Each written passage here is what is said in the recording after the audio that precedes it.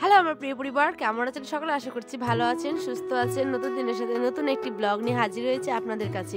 আশা করি ভালো লাগবে। আর ভালো লাগলে আমার পরিবারের নতুন সদস্য হওয়ার জন্য আপনার কাছে বিনীত অনুরোধ। সকালবেলা উঠেই ভালো মতো করে উঠানটাকে ঝাড় দিয়ে নিচ্ছিলাম জানেন। আর আয়নের যে কি হয়েছে আজকের মানে দিনের মতো অন্য দিন কিন্তু কিচ্ছু করে না, কিন্তু আজকে আমার সোনাপাটা এত কান্না করছিল না যে কি বলবো। দেখুন আমার পিছু ছাড়ছিলই না, আর সাথে করে নিয়ে ওকে বাকি সমস্ত কাজ অনেকগুলো কাজ করা হলো। এই যে দেখছেন এত কাজ, তো নানুর সাথে চলে যাবে, ওটা তোমার নানুর সাথে চলে যা। কেন যাবে না? যাবে না কেন? পাঠ যেতে হবে, ছায়াতে আসো। নেমে যা, তোকে নিয়েই যাবে না তো নানু। নেমে যা। কেন? আমি যাব না, তুমি যাবো না, আমি চলে যাব। মানে আপনারা গতকালের ভিডিওতে তো অবশ্যই দেখেছেন যে আমাদের বাড়িতে মিলাদ মানে ইফতারির আয়োজন করা হয়েছিল, তাই এত কাজ। আর আব্বা কিন্তু সকালবেলায় চলে যাচ্ছে, মানে আমার আব্বা। তা আয়ান চলে গেল, ওর নানু চলে গেল বলে আয়ানের এত কান্নাকাটি। আর এই যে দেখছেন সমস্ত ধোয়াধুয়ি কাজ কিন্তু এখনো বাকি। আর এখন যাচ্ছি হচ্ছে গিয়ে আয়ন সোনাকে নিয়ে আমার মামার শ্বশুর বাড়ি, যেহেতু আমাদের অনেকগুলো বাসন আছে। যেহেতু আমাদের বাড়িতে আপনারা দেখেছেন মানে গতকাল মিলাদ হয়েছিল, তো মিলাদের জন্য ভাত তরকারি প্রত্যেককে দেওয়া হয়েছে বাড়ি বাড়ি। তো আমার কয়েকটা বাসন আছে, তো ভাবলাম চলুন নিয়ে চলে আসি। তো এই যে মামাদের বাড়ি, এটা হচ্ছে আমার মামা শ্বশুরের বাড়ি। গ্রামের আর কি যেমন হয় আমরা যাই।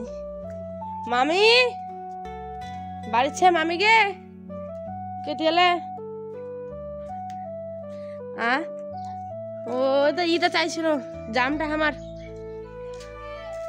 ভাত তরকারি দিয়ালে কাল ভাত তরকারি দিয়ে লাগে নানি কালকে। হচ্ছে আমার নানি শাশুড়ি, যারা দেখেন তো অবশ্যই চিনে থাকবেন হয়তো। উনি খেতে বসেছিলেন, আর ওনার বাড়িটা দেখছেন গ্রামের ছোট্টখাট্ট একটা সুন্দর বাড়ি, তাই না? আর এখানে দেখছি মামি কি ভর্তি করে গেছে, সেই কারণে আর নেওয়া হলো না ওই বাসনটা আর কি। গেছিলাম কিন্তু হচ্ছে গিয়ে ওরা বাড়িতে মামি নেই, আর মানে ওখানে কি জন্য রেখেছিল, তো ভাবলাম যে নেবো না, থাক, পরে যখন মামি আসবে তখন দিবে। আর এই যে আয়ন দৌড়াচ্ছে, শুধু দৌড়াচ্ছে। ওরা নেবে না? কি আছে ওটা? কি আছে ওটা? চলো। কাপড় চুপড় সকালবেলা থেকে ধুয়ে নিয়েছি, তারপরে বাসনপত্র কিছু ধুয়েছি। সকালবেলা থেকে ব্লগটা শুরু করতে পারিনি, আব্বা তো বেরিয়ে গেল, দেখতেই পেলাম।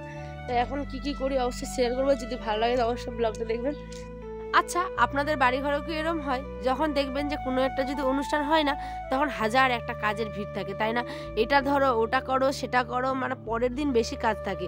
তো সেই কারণেই আর কি আমি তো অনেক কিছুই মানে হেল্প করেছি, সম্পূর্ণ হয়তো আপনাদের সাথে শেয়ার করতে পারিনি, তো কিছু কিছু শেয়ার করেছি। এই যে এখানে হচ্ছে কি আমাদের যে মানে সমাজের যে সমস্ত বড় বড় হাঁড়ি পাতল, তারপরে জগ, এই সমস্ত কিছু ছিল।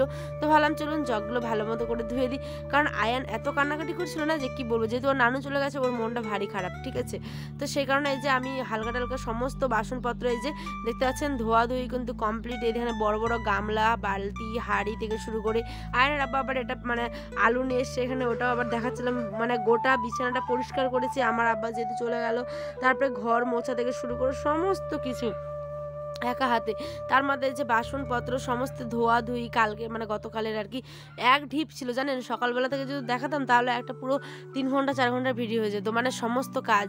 এদিকে চটগুলো পরিষ্কার করা, বাসন ধোয়া, ঝাড় দেওয়া, বাড়ি ল্যাপা মোছা, মানে হয় না একটা মানে গন্ধ থাকে, আষ্টে গন্ধ, মাংসের, মানে একটা অন্য রকমের অনুভূতি হয়। তো সেই কারণে আর কি সমস্ত কাজ টাজ করার পরে দেখছেন বেলা কিন্তু অনেকটা হয়ে গেছে। তো ভাবলাম চলুন বিছানাটাকে একটা মানে আমার বাইরের যে বারান্দাটা আছে এখানে তো গোছানো হয়ে গেছে, তো ওটা আর শেয়ার করা হয়নি যেহেতু সকালবেলা উঠিয়েছিলাম। আর এখানটাই হচ্ছে কি আমাদের বিছানাটা ভালো মতো করে এটাকে ব্ল্যাঙ্কেটটা ভাঁজ করে নিচ্ছি। এই ব্ল্যাঙ্কেটটা রেখেছি কেন জানেন? যেহেতু এখন ঠান্ডা গরম ওয়েদারটা করছে না, তো সেই কারণে এটা দরকার, ওই জন্য রেখেছি। আর তারপরে মানে যখন ভালো মতো গরম পড়ে যাবে এটাকেও ভালো করে ধুয়ে উঠিয়ে রেখে দেবো। তারপরে বিছানাটাকে ভালো মতো করে ঝেড়ে নিলাম। এখনও অনেক কাজ বাকি জানেন, ঘর টোর মোছামুছি করা, তার ডাইনিং টেবিল মুছতে হবে, মানে সোফাটাকে দাঁড়ান তার আগে গুছিয়ে নিই। সোফাটাও দেখছি বেশ কয়েকদিন ধরে ছেড়ে গেছে, মানে অনেক দিন তো হয়ে গেছে, এটা আমার বিয়ের আগের চাদর।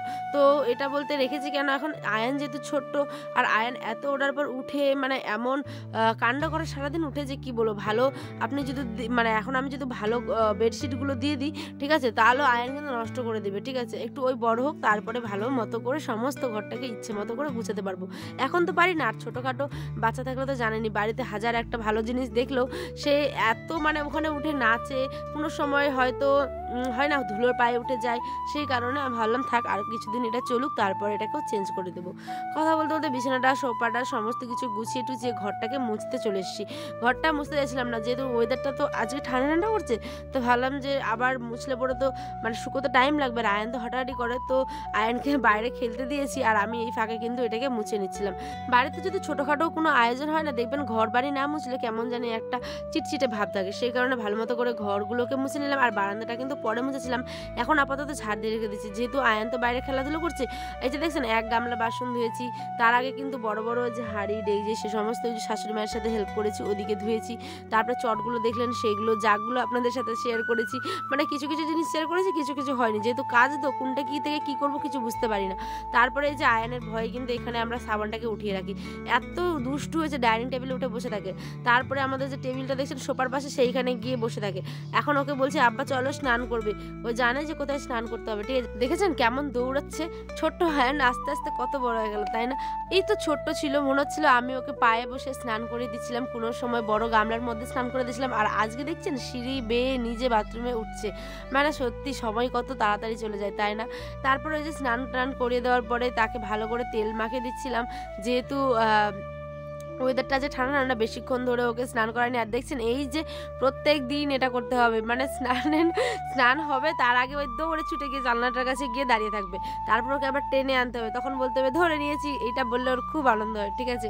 তারপরে এখানে ওকে ভালো করে একটা টিপ দিয়ে দিচ্ছিলাম, টিপ দেওয়ার সময় ও বোঝে যে মামা টিপ দিচ্ছে, ঠিক আছে, তো ও খুব এটাকে এনজয় করে। আর ওকে বাবা দেখো দেখো ওদিকে কি আছে, এরকম ভাবে ওকে ভয় দেখে দেখে মানে একটু এই টিপটা না ওই ছোট থেকে বুঝতে পারে যে মা করে ওকে টিপ দেয়, ঠিক আছে, নাহলে ওই ছোটবেলা থেকে যখনই বলবো তো আজ এই পর্যন্ত ব্লগটা বেশি বড় করছি না, আপনাদের সাথে অন্যদিন শেয়ার করব, যখন আমি টিপ দেব আব্বার জন্য সকলে দোয়া করবেন। দেখো দেখো দেখো আব্বা ওই দেখো ওখান থেকে